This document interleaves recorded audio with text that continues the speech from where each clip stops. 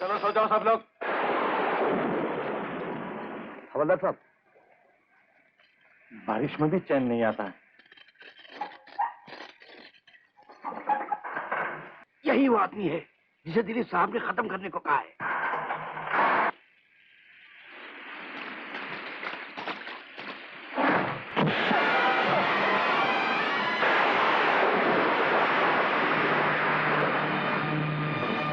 कौन हो तुम? तेरी मौत का फरिश्ता।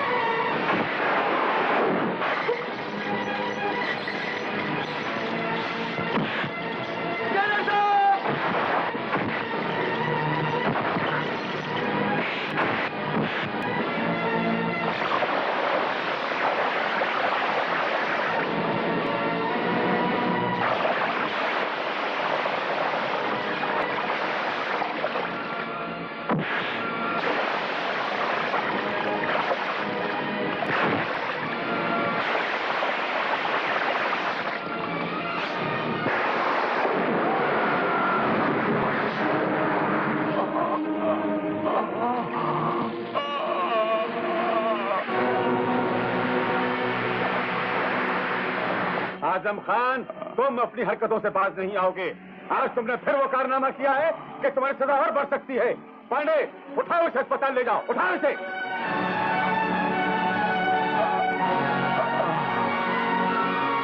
अरे जल्दी करो, खून बहुत बह रहा है।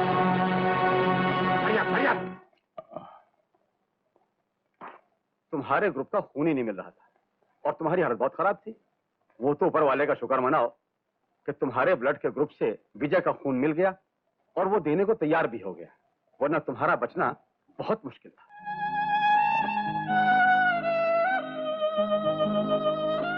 इतना कमीना हूं मैं जो तुम्हारी जान लेना चाहता था, लेकिन खुदा ने मुझे गुनाह करने से बचा लिया। दोस्त, आज से मैं तुम्हारा कर्जदार हूं। जिंदगी के किसी भी रास्ते में अगर आजम खान के खून की जरूरत पड़े तो पुकार लेना। कसम अल्लाह की, उसके खून की एक एक बूंद तुम्हारे एहसानों के लिए निकल पड़ेगी। Have a seat. अब ये बताओ तुम लोग क्या पियोगी, ठंडा या गरम, चाय या कॉफी? कॉफी। सब लोग कॉफी? हाँ। ओके। शीला, अरे कहाँ मर गई तू शीला? वो तो बाहर गई है बहू, तुम्ही ने तो भेजा था। ओह, मैं तो भूल ही गई। माँ जी, मेरी कुछ सहेलियां आई हैं, बड़े घराने की बहुएं हैं, किसी के वहाँ लाख बुलाने पर भी नहीं जाती और मेरे यहाँ खुद आ गई हैं। अगर आप बुरा ना माने तो मेरी इज्जत की खातिर उनके लिए 4 कप कॉफी बना देंगी? अच्छा। अब बताओ सुजाता, शाम का क्या प्रोग्राम है? आज शाम को मेरी सास अमेरिका से आ रही है। अमेरिका से? हाँ, उन्हें लेने मैं और मेरे हस्बैंड आज शाम को एयरपोर्ट जा रहे हैं। भाई वाकई किस्मत वाली हो तुम, करोड़पति सास मिली है तुम्हें। कभी अमेरिका से आती है तो कभी लंदन से। और एक हमारी सास है जो कभी कोल्हापुर से भी प्लेन में नहीं आती।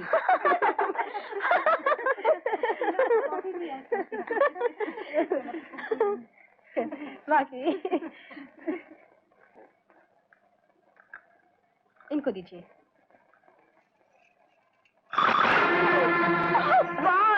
You bloody old woman, अंधी हो गई क्या? दिखाई नहीं देता तुझे?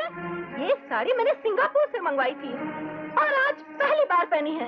इसने कॉफी गिराकर साड़ी का सत्यानाश कर दिया। और सपना, तुम पढ़ी लिखी होकर ऐसी गंदी बेहुदा किस्म की नौकरानी रखती हो, जिसे पता तक नहीं कि मेहमानों के साथ किस तरह पेश आना चाहिए। और ऐसी बुढ़ी को रखने की क्या जरूरत थी, जो काम कम करे और नुकसान ज्यादा। निकाल दे इसे और किसी जवान नौकरानी को रख ले। I am sorry Sujata, I am really sorry.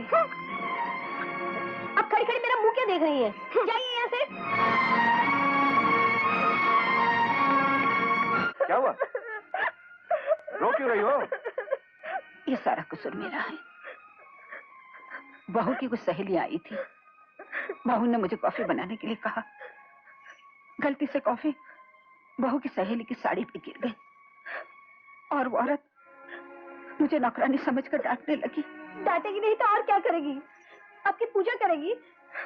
जरा इनके कपड़े तो देखिए, जगह जगह से साड़ी और ब्लाउज फटे पड़े हैं। ऐसे कपड़े तो हमारे घर में नौकरानियां भी नहीं पहनती। माँ, मेरी समझ में नहीं आता आजकल तुम्हारा दिमाग कहाँ रहता है?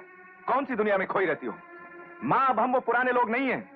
हमारी सोसाइटी, हमारा स्टैंडर्ड बढ़ चुका है। अब तुम सिर्फ अजय की माँ नहीं, बल्कि कलेक्टर अजय की माँ हो।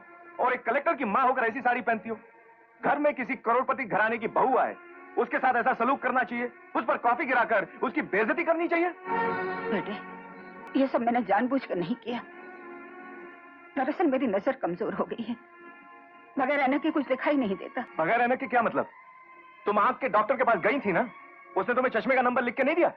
दिया था बेटे, और वो पर्चा मैंने तुम्हें दिया था कि मेरी ऐनक ले आना, तो तूने मुझे झिड़क दिया, कहा कि जरूरी काम से बाहर जा रहा हूँ। सुबह सुबह बाहर जाते वक्त टोका मत करो, याद है ना? हाँ याद है। अपने चश्मे का बहाना बनाकर अपनी गलतियां मुझ पर लादने की कोशिश मत करो। मैं कल ही चश्मा बनवाकर मंगवा रहा हूँ, और दोबारा ऐसी बेहुदा हरकतें मुझे इस घर में नहीं चाहिए, समझ गई? जीना हराम कर दिया। जाहिल माँ बाप की औलाद होना भी पाप है इस दुनिया में। चलो सपना।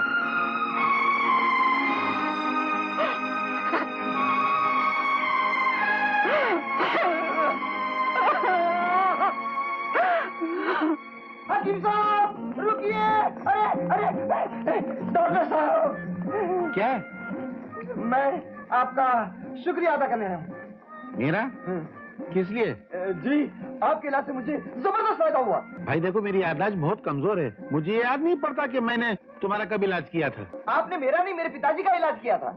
अच्छा अच्छा अच्छा, तो तुम्हारे पिताजी ठीक हो गए? नहीं, मर गए। क्या बात करते हो यार? हाँ, आपने जो दवा दी थी उससे एक छींक आई और उनका दम उखाड़ने लग गया और वो यमराज की गोद में जाके गिर गए। तो इसमें इतना खुश होने की क्या बात है? तुम्हारे बाप मर गया और तुम खुश हो रहे हो? आपकी दवा से वो मर गए, तभी तुम्हें लाखों की जायदाद का मालिक बन गया। मेरी समझ में नहीं आ रहा कि मैं आपका एहसान किस तरह से चुकाऊं। किसी भी तरह चुका दो। कैसे चुका दो? चेक से चुका दो। डॉक्टर साहब, मुझे सुनाई जरा कम देता है, आप जरा ऊंचा बोलिए, जोर से। हाँ, ऊंचा आ रहा हूँ। कैसे चुकाओ या चेक से चुकाओ? सुनाई नहीं दे रहा है। क्या? शरीफ बाप की हरामी औलाद है ना। भाई मैं भूल गया था कि तुम्हारा बाप मर गया, तुम यतीम हो चुके हो। जाओ, मैं यतीमों से फीस नहीं लेता, जाओ घर जाओ। बहुत बहुत शुक्रिया डॉक्टर साहब। नहीं नहीं, शुक्रिया की क्या बात है, अभी काम पूरा थोड़ी हुआ है। अभी मैं तुमको दवा दूंगा, तुम लुढ़क जाओगे, तुम्हारा बेटा लखपति हो जाएगा। जब वो आकर मेरा शुक्रिया अदा करेगा ना, तब मेरा काम पूरा होगा। जाओ, मरने के लिए तैयार हो। हाँ? अरे वाह दादी, नई ऐनक है ना, कितनी अच्छी है। जरा लाओ तो मैं पहन कर देखूं। नहीं बेटी, ये नंबर वाली ऐनक है, इसे पहनने से आंख खराब हो जाती है। थोड़ी देर के लिए दिखाओ ना, मैं भी देखूं। जब मैं बूढ़ी हो जाऊंगी तो कैसी दिखूंगी? नहीं बेटी, मुझे काम है, तेरी माँ की साड़ी इस्त्री करनी है, उसे पार्टी में जाना है, पता प्लीज है? एक बार लगाने दो ना। अरे अरे क्या करी, सुनती नहीं? ओह, गीता, देखा दादी, मैंने आपको हरा दिया ना। मैं कैसी दिखती हूँ? बिल्कुल गुड़िया जैसी। चल ला मेरी ऐनक। जिद नहीं करते बेटी, मुझे दिखता नहीं, दे ना। ओ, दे देना, दे। हाय राम, ये तूने क्या किया? मेरी ऐनक तोड़ डाली, इस बुढ़िया की आंख फोड़ डाली। दादी माँ, मम्मी को मत बताना, वरना वो मुझे बहुत मारेगी। बोलो ना दादी माँ, नहीं बताओगी ना? माँ जी, मेरी साड़ी प्रेस हो गई। ये आपने क्या किया माँ जी? अरे सुनते हो? जल्दी आओ, वरना मैं इस घर को आग लगा दूंगी। क्या हुआ? क्यों ये चिल्ला रहे? देखो, तुम्हारी माँ ने क्या गुल खिलाए हैं। नौकरानी घर पर नहीं थी, मैं पार्टी के लिए लेट हो रही थी। मैंने इनको ये साड़ी प्रेस करने के लिए कहा, इन्होंने पूरी भड़ास मेरी साड़ी पर निकाल दी। दरअसल बात ये थी कि जब मैं इस्त्री कर रही थी तो मेरा चश्मा गिरकर टूट गया। टूट गया? कल लाया हुआ नया चश्मा आज टूट गया। आखिर तुम चाहती क्या हो माँ? पहले तो यह बहाना करती थी कि साफ नजर नहीं आता, इसीलिए उस दिन तुम्हारे हाथों से मेहमानों के कपड़ों पर कॉफी गिर गई, इसलिए मैंने तुम्हारे लिए नया चश्मा ले आया। लेकिन आज तुमने न सिर्फ चश्मा तोड़ दिया बल्कि नई साड़ी भी जला दी। आखिर तुम्हारे मन में है क्या माँ? तुम चाहती क्या हो? मैं कसम खाती हूँ बेटे, मैंने ये सब जानबूझकर नहीं किया। और मैं भी कसम खाकर कहता हूँ कि तुम्हारे मन में जरूर कोई जहर पक रहा है। तुम जानबूझकर हमें सता रही हो और जानबूझकर हमें बदनाम करने की कोशिश कर रही हो। नहीं बेटे,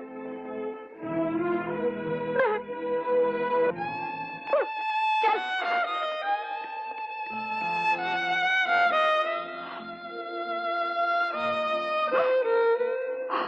अरे सपना, गुड न्यूज, अपना सरकारी बंगला अलॉट हो गया है। कंग्रेचुलेशन। अब इस सड़े हुए बंगले से छुटकारा तो मिल जाएगा। इसकी हालत तो देखो, और हमारे घर के बेवकूफ लोग इसे प्यार का मंदिर कहते हैं। अरे इसे कचरे का डब्बा कहना चाहिए, डब्बा। अजी वो तो ठीक है, सरकारी बंगला मिल गया, लेकिन सरकारी बंगले में सजाने के लिए कुछ तो मॉडर्न सामान होना चाहिए। टीवी है, फ्रिज है, फर्नीचर है, वीसीआर है। डार्लिंग, एक कार भी तो होनी चाहिए। इतने सब सामान की जरूरत पड़ेगी क्या? अरे इतना पैसा आएगा कहाँ से? अरे मेरी मानो तो बड़ी आसानी से आ सकता है। क्यों ना हम इस पुराने सड़े हुए बंगले को बेच डालें? अरे हाँ, आइडिया तो अच्छा है, लेकिन उस बुढ़िया को कौन समझाएगा? वो तो इसे हरगिज बेचने के लिए तैयार नहीं होगी। उनका इंतजाम मैं कर देती हूँ, तुम ये काम मुझ पर छोड़ दो। अरे तुम क्या करोगी यार? थोड़े से पैसे खर्च करके उनको तीर्थ यात्रा पर भेज देते हैं। उनके चाहते ही इस सड़े हुए मकान का सौदा कर डालेंगे। Excellent idea. इस शुभ काम में बिल्कुल देर नहीं करनी चाहिए। आज ही किसी भी तरह उस बुढ़िया को पटाकर तीर्थ यात्रा पर रवाना कर देते हैं।